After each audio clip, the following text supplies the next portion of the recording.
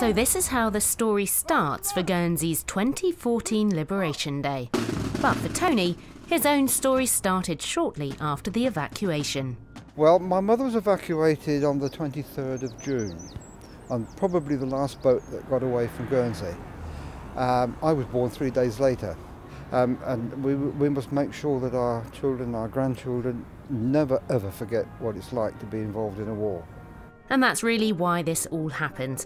And like Tony, many of those involved have a story to tell, from memories of the first Liberation Day. The thing I remember most about is when we had the first Red Cross parcels and I ate all the chocolate and it made me sick.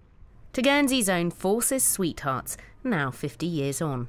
We're the only couple that I know that come on parade as husband and wife. That's both served in the forces, and that's where we met in the forces 50 years ago.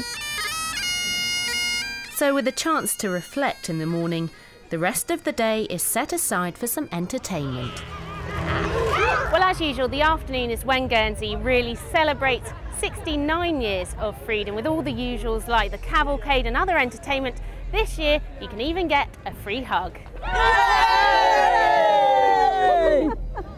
We hugged 1,000 people last year, and this year we're probably getting close to that already, so it's probably double last year. But hugs aside, there's still one real crowd pleaser. And to make this happen takes a fair bit of work. Just the vehicles and the history, it's just absolutely fascinating. You can see by the volume of people around, everybody loves to come and have a look at the vehicles. So it's been a day of celebration, and from those who were there for the first liberation to those experiencing their first, it's clear the importance of Guernsey's National Day lives on. Penny Elderfield, BBC Channel Islands News, Guernsey. Mon bien petit Jerry, la reine des îles. Thousands of people gathered at Liberation Square to celebrate the day Jersey was set free. A day some in the crowd remember well, and others a chance to hear about. The celebration when we were liberated was marvellous. You couldn't move in the square. Hundreds of people. One doesn't realise how we behaved during the occupation unless you're actually there. You had to be there to really know what happened. He's only 5, so his understanding nearly 5 and a half. But we've got to start, so it's important. It's the first time he's come along, so we're really pleased. Sir Michael Burt gave his last liberation speech as Jersey's bailiff. He spoke of the importance this year holds.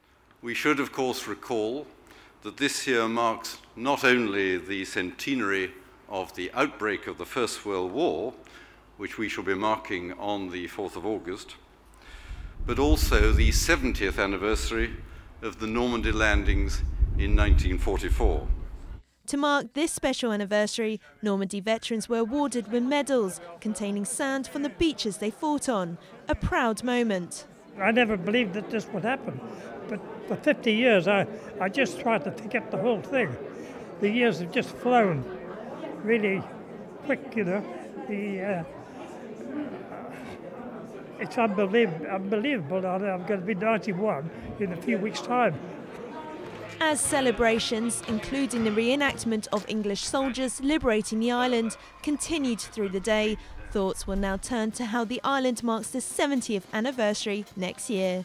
Emma Chambers, BBC Channel Islands News, Jersey.